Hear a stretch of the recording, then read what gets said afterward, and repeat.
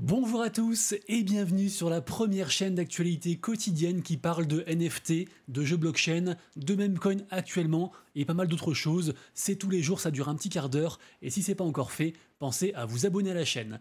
Alors, outre les différentes news du jour, on parlera carte bancaire crypto, comment dépenser ses cryptos via une carte bancaire, physique ou digitale. Également aussi, en seconde partie, on parlera d'un énorme youtubeur qui a craché tout son venin sur les jeux blockchain et sur un jeu en particulier, le précurseur, notre maître à tous, le jeu Axie Infinity. Mais tout d'abord, on va faire un petit tour sur le marché puisque vous l'avez vu, le Bitcoin était à seulement 200 $ de son ATH, son point le plus haut, les cryptos ont bien rebondi.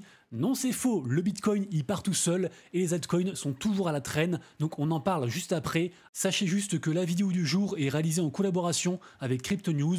Crypto News, c'est le site de l'actualité crypto au quotidien, donc côté crypto et côté NFT. C'est disponible en français et c'est entièrement gratuit. Et dessus, vous le verrez, il y a plein d'articles en plus des news.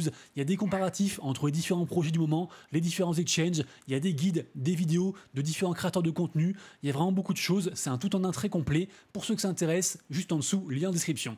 Alors, je vous le disais, le Bitcoin est en train de partir tout seul to the moon. À l'instant où je tourne la vidéo, il est 15h05, on est le 30 octobre, le BTC est à 72 000 $. Par contre, on est content puisque l'Ethereum repasse légèrement au-dessus des 2007. Évidemment, ce marché crypto va encore beaucoup bouger. On est à moins de une semaine des élections américaines et il y a encore aussi pas mal de chiffres qui vont tomber concernant par exemple le chômage aux États-Unis ou même ce soir, on a les résultats de Microsoft et aussi je crois Nvidia. Bref, ça devrait encore beaucoup bouger. Moi, vous le savez, team believer, team bullish, j'y crois très très fort, je crois à ce bull run et j'espère qu'on va exploser l'ATH du Bitcoin et qu'après on aura la fameuse alt season parce que pour l'instant, les cryptos, les altcoins font la gueule et quasiment seuls les mêmes coins arrivent à tirer leur épingle du jeu. D'ailleurs, hier dans la vidéo du jour, j'ai parlé d'un nouveau projet, le projet Luce, donc une crypto entre guillemets catholique. Allez voir la vidéo, c'est pas encore fait. Et cette crypto depuis hier a encore fait quasiment un x2. On est sur un 84%, 85% en 24 heures. C'est une grosse dinguerie. C'est lié au Vatican. Donc allez voir la vidéo. Bref, les mêmes coins, c'est une dinguerie tous les jours. Mais je le rappelle, c'est très risqué, évidemment. C'est le truc le plus risqué dans les cryptos. Et côté NFT, toujours pareil, le marché n'intéresse pas grand monde, les volumes sont toujours en baisse, par contre, et néanmoins, il reste des choses à faire tous les jours, il y a des free mint, il y a des airdrops, il y a des projets qui continuent à délivrer, et Memland est un de ces projets. En effet, ils ont annoncé une grosse dinguerie. Alors je le rappelle, Memland, c'est on va dire le côté Web3 de l'entreprise qui s'appelle 9gag, qui est juste un géant mondial au niveau des mèmes. Il y a des millions et des millions de personnes qui se rendent sur les différents réseaux Web2 de 9gag pour consulter des mèmes. Et donc, ils ont fait une branche Web3 qui s'appelle donc Memland. Et dans le projet Memland, à la base, c'est un projet NFT. Ils ont donc des NFT, les principaux, les captains, qui sont d'ailleurs sur un plus 7% aujourd'hui par rapport à la news que je vais vous énoncer dans un instant. Également aussi, la seconde collection, c'est les Patatos. Alors, en vrai, il y a une troisième collection, les MVP, mais c'est très très cher et donc j'en parle pas. Et pour finir sur les NFT, sachez que chaque NFT possède une quantité de crypto bloquée dessus et cette crypto est débloquée un petit peu tous les jours et ce pendant encore un an. Et donc cette crypto, qu'est-ce que c'est? C'est la crypto du projet Memland, la crypto même qui est ici. Cette crypto, comme beaucoup d'autres, a beaucoup baissé. Je crois qu'à l'ATH, on était quasiment à 0,06 centimes. Là, on est à 0,013, même si elle fait un plus 5% également aujourd'hui, suite sûrement à la news dont je vais parler. En tout cas, voilà, pour moi, c'est un projet que j'aime beaucoup. J'ai beaucoup investi dans Memland et notamment, pour l'instant, ils ont délivré un très gros produit qui s'appelle Stakeland, qui est un launchpad qui lance plein de projets, souvent des mêmes coins. Pour l'instant, on a eu par exemple le Mon Protocol, le Runecoin, le Borpa Token, le YOLO. Et le prochain token devrait arriver très bientôt, c'est celui-ci, le Pain Token, qui est d'ailleurs en fait un token qui est lancé officiellement avec le créateur officiel du mème, donc ce gars-là, qui s'appelle donc Harold Payne. Donc ce truc-là est très attendu, et a priori, donc pour choper ce futur token, il faut faire comme pour tous les autres, il faut stacker la crypto même sur Stakeland, et en faisant ça, on gagne des stakes, qui sont marqués ici en haut à droite. Ces stakes donc s'accumulent de plus en plus, et quand il lance du coup l'opération, on peut burn un montant de stake pour récupérer en contrepartie la nouvelle crypto. Sachez aussi pendant qu'on est là, que les NFT peuvent multiplier vos stakes. Moi vraiment Stakeland, j'aime beaucoup, mais cantonner, réduire tout le projet Memland à ce projet Stakeland, ce serait beaucoup trop réducteur. Ils ont déjà beaucoup délivré et ils devraient délivrer aussi pas mal d'autres choses, puisqu'en effet, il y a beaucoup de projets Memland qui vont arriver, notamment une plateforme de réseau social décentralisé, ce qu'on appelle la SocialFi. Également aussi, ils devraient refaire l'art de ces Captaincy, ces NFTC. Bref, je m'égare, qu'est-ce que c'est la news du jour? La news du jour en fait a été annoncée à l'occasion de la Binance Blockchain Week qui a lieu actuellement à Dubaï. Memland est un des plus gros investisseurs de cet événement. Ils ont également un stand physique avec donc des cadeaux à la clé. Je sais qu'ils vont faire gagner 1 million de mèmes via un jeu. Également aussi il y a le fameux Harold Payne qui est présent. Également aussi l'influenceur Hasbulla qui d'ailleurs a une collection NFT. Ça c'est une digression qui est ici. Et a priori Hasbulla devrait sortir bientôt un token en partenariat ou non avec Memland, je ne sais pas, mais ça c'est à digue. Et donc qu'est-ce que c'est l'annonce? On y arrive, je vais y arriver. C'est que donc a été annoncé et est d'ailleurs sorti MimPay. Alors pour l'instant ça concerne que ceux qui ont un Android, il n'y a pas encore pour Apple, mais ça devrait arriver très bientôt. Et en fait MimPay, qu'est-ce que c'est? C'est une solution de paiement pour dépenser ces mêmes coins et c'est alimenté par Mastercard. Et donc à terme il y aura une carte physique. Pour l'instant on peut s'en servir, mais c'est seulement du coup une carte digitale. Et là où ça devient intéressant, c'est qu'en fait, on a du cashback en dépensant des mêmes coins, donc on récupère d'autres mêmes coins, et en plus de ça, on sera éligible à différents airdrops. Alors pour ma part, j'ai installé l'application, par contre, malheureusement, et comme pour beaucoup, il faut se KYC, donc il faut entre guillemets rentrer ses infos perso pour après pouvoir du coup dépenser de l'argent, dépenser ces mêmes coins. Moi, je crois très très fort en ce produit, renseignez-vous. Je trouve qu'à l'aube de ce bull run, il y a de plus en plus de boîtes qui se lancent dans les solutions de paiement. Notamment aujourd'hui, on a aussi appris que Coinbase lançait un partenariat avec Visa. Également aussi, on le sait, on a Consensus, la maison mère du wallet MetaMask, qui a fait un partenariat avec Mastercard. Également aussi, on a Solana qui a sorti son Solana Pay, notamment via le téléphone Solana, le Saga Mobile, que moi j'ai juste ici. Également aussi, vous le savez, quasiment tous les exchanges sortent une carte bancaire. Malheureusement, Binance s'est fait enlever la sienne parce que le partenariat avec Mastercard n'a pas été renouvelé, mais je pense que la carte bancaire Binance devrait revenir. Moi, il me reste la crypto.com et vous le savez, on a plein d'exchanges qui lancent leur carte bancaire. Également aussi, moi, il y a une boîte que j'aime beaucoup, et d'ailleurs, c'est un partenaire de la chaîne, c'est Desblocs, qui est une boîte française qui est PSAN, donc conforme à la régulation française, et en plus, on peut avoir une carte bancaire physique à l'effigie de ces NFT. Et donc voilà, leur but, c'est un petit peu de démocratiser tout ça et d'apporter un compte courant dans un wallet non custodial, donc type MetaMask. Et bien sûr aussi, dans les solutions de paiement, on a El Famoso Mon Pèlerin. Beaucoup de gens l'adorent, c'est très très simple, c'est très rapide, c'est sécurisé et ça permet comme ça de faire pas mal d'opérations. Vous, est-ce que vous utilisez une carte bancaire ou une carte tout court pour le côté crypto? Si oui, laquelle est la meilleure selon vous? Et sinon, quelle solution de paiement vous utilisez? Ça m'intéresse fortement. Personnellement, j'utilise très rarement la carte crypto.com parce que le cashback a été grandement diminué, mais je me dis pourquoi pas, peut-être que je vais me laisser tenter par MemPay, je ne sais pas, en plus je suis un gros holder de meme, donc à voir. Ah oui, et je reprécise tout de même, on ne sait jamais, si certains ne sont pas encore au courant, ce n'est pas parce que vous utilisez une carte bancaire crypto ou alors que vous achetez des cartes cadeaux avec vos cryptos que vous êtes exempté de fiscalité. Par exemple, en France, il y a El Famoso Flat Tax à 30%, et donc dès que vos plus-values sont transformées en monnaie fiat, euro, dollar, etc., ou même en biens et services, dès que vous achetez quelque chose, forcément, il faut déclarer. Et sachez aussi qu'après avoir payé avec votre carte bancaire, si vous recevez du cashback en crypto, en fait ce cashback sera considéré en tant que plus-value le jour où il sera retransformé en monnaie fiat, etc. Parlons ensuite airdrop et on commence avec le projet Grass. Le airdrop est sorti hier et pour le coup c'est un triple kebab, c'est un peu mieux que d'habitude. Donc voilà, si vous êtes éligible, allez faire un tour dessus, on ne sait jamais. Également aussi, plus pour ceux qui sont dans les NFT, sachez que le token ME en test est sorti hier, donc le token ME de la marketplace Magic Eden. Alors bien que ce soit un token test, les gens ont apporté de la liquidité et donc on a pu revendre ce token test et par exemple moi vous le voyez, j'ai quand même récupéré 30 balles gratuits, donc pourquoi pas. Alors c'est un peu chiant parce qu'il faut connecter du coup son téléphone avec l'application Magic Eden, le wallet, plus aussi sur navigateur, mais bon c'est gratuit, c'est 30 balles, donc faites-le encore. J'ai pas suivi la charte, je sais pas où ça en est aujourd'hui, mais ça reste du airdrop gratuit. Ensuite, on passe sur le projet Arena, donc sur la blockchain Avalanche. Donc celui-ci, en fait, ce projet, c'est un peu un descendant de Friendtech, je ne sais pas si vous vous rappelez, de la grosse tendance SocialFi. Alors en plus d'être un réseau social, ça consiste aussi dans le fait de pouvoir acheter et revendre des parts liées à des comptes, à des influenceurs. Ils ont sorti leur crypto Arena hier. La crypto, pareil aussi, je ne sais pas où est-ce qu'elle en est. Moi, j'ai juste récupéré mon airdrop. Donc de ce que j'ai vu, j'ai encore du airdrop bloqué. Et pour le débloquer, il faut être actif. Mais voilà, moi, je compte pas forcément être actif. Je verrai comment la sauce prend, mais pour l'instant, du coup, j'ai retiré ce que je pouvais retirer, à savoir, je crois, 6000 tokens, un truc comme ça, et ça m'a fait environ 40 balles. Donc voilà, si un jour vous avez ouvert ce projet qui avant s'appelait Stars Arena, réouvrez-le, parce que vous aurez 2 airdrops. Ils ont fait un petit airdrop, et là, du coup, airdrop par rapport au token, et on sait jamais, si la tendance SocialFi revient, peut-être que ce projet pourrait être remis au goût du jour.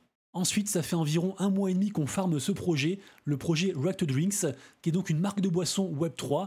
Le projet devrait sortir sa crypto, la crypto Drank, qui est marquée ici. Et en attendant, donc on gagne des points en se connectant jour après jour, en faisant un peu des quêtes sociales, like RT, ce genre de choses.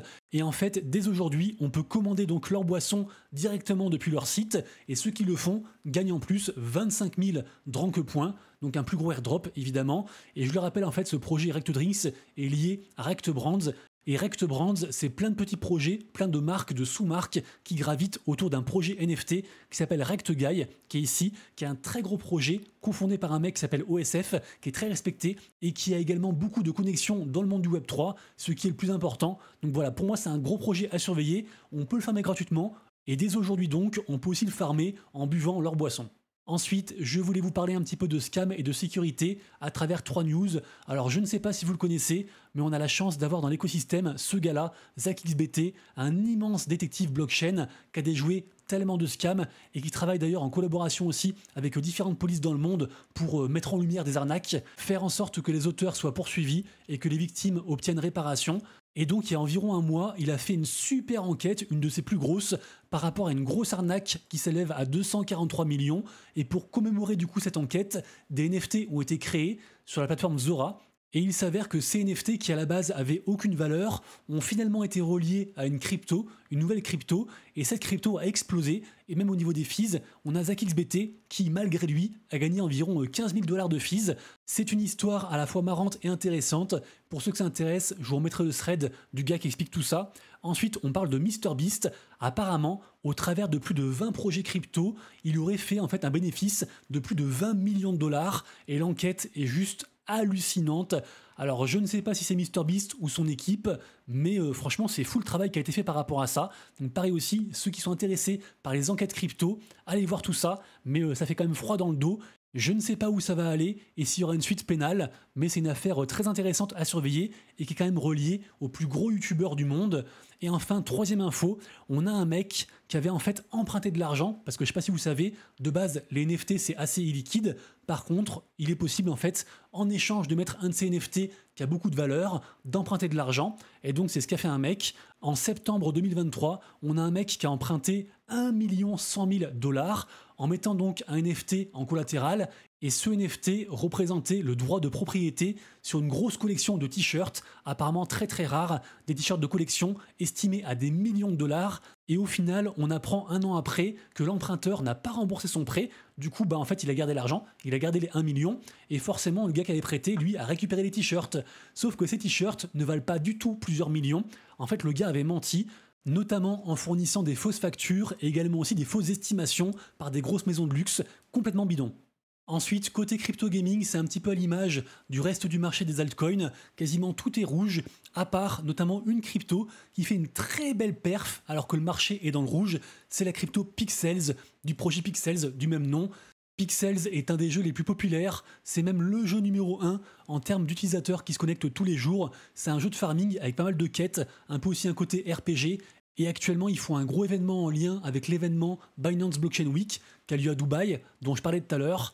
Alors personnellement, j'ai beaucoup joué à Pixels, j'ai eu les 2 premiers airdrops, des gros airdrops, j'ai tout vendu et j'y joue plus parce que ça prend trop de temps. Par contre, je crois vraiment très très fortement à l'écosystème blockchain qui soutient Pixels, donc à la blockchain Ronin. Le RON, je suis un très gros holder, pour l'instant le RON n'a pas encore bien pété, on est à 1,56 $ et beaucoup de gens, dont moi, sont très bullish par rapport à cet écosystème. Notamment, on a le youtubeur Ivan Ontech qui s'est exprimé à ce propos il n'y a pas si longtemps que ça. C'est un gros youtubeur crypto. Sur Ronin, il y a vraiment de plus en plus de jeux, notamment un qui sort aujourd'hui que j'attendais avec impatience. C'est le jeu Pixel Heroes Adventure. Je vous le rappelle, ils ont aussi un mini-jeu qu'on peut aussi faire en plus, qui est sur Telegram. Et en fait, jouer aux 2 jeux, mais plus le jeu principal. permettra donc d'avoir leur future crypto, donc la crypto ADVTR.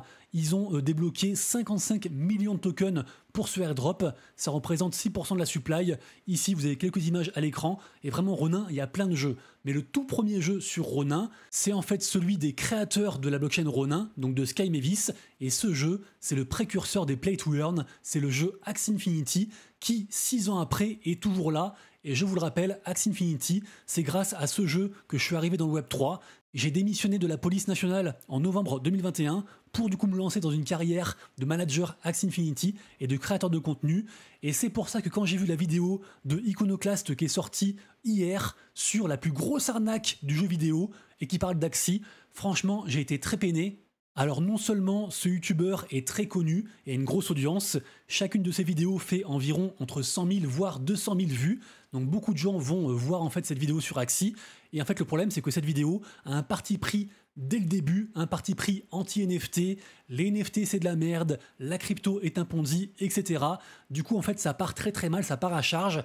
Tout de même, allez voir la vidéo, elle est assez bien documentée, même s'il y a beaucoup d'erreurs, il y a vraiment beaucoup d'erreurs. Alors pour ma part, j'ai essayé de rentrer en contact avec ce monsieur via les commentaires YouTube et via aussi un DM sur Twitter, donc on verra si on peut échanger.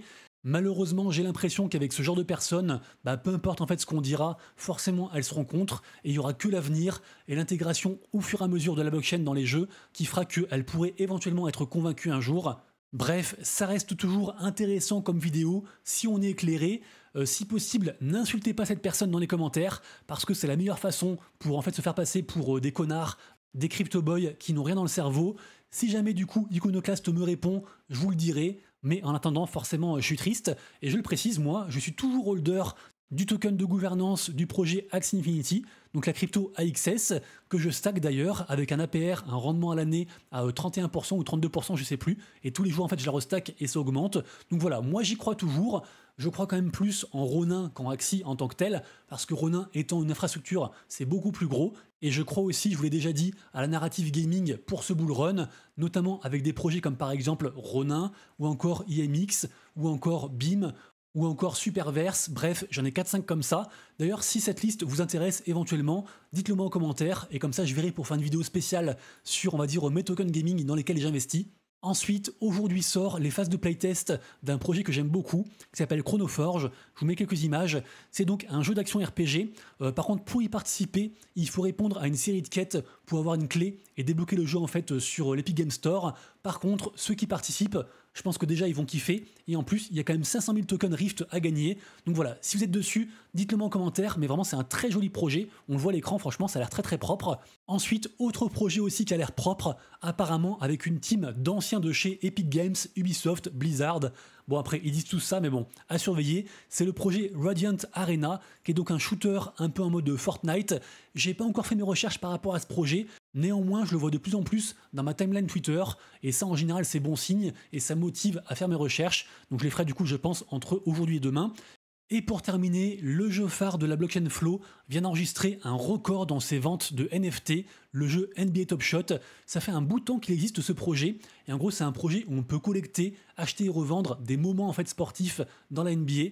Donc dans le basketball, ils ont eu beaucoup de soucis dernièrement par rapport à la régulation et par rapport à différentes plaintes, mais le jeu est toujours là, il fait même son meilleur mois de cette année, donc pourquoi pas, avis aux sportifs, ceux qui aiment Sorare, etc. D'ailleurs, je vous rappelle, je suis partenaire avec Sorare, donc ceux qui sont intéressés par un jeu de Fantasy League, par le plus gros jeu, passez par mon lien, ça soutient la chaîne et on peut aussi bien sûr commencer l'aventure Sorare gratuitement. Merci à tous d'avoir suivi la vidéo, j'espère que vous avez aimé et que je vous ai apporté un petit peu de valeur. Si c'est le cas, pensez à vous abonner et à liker la vidéo. On se retrouve demain pour de prochaines aventures et d'ici là, prenez soin de vous, de vos proches et de vos wallets. C'était Monsieur Rabbit, ciao.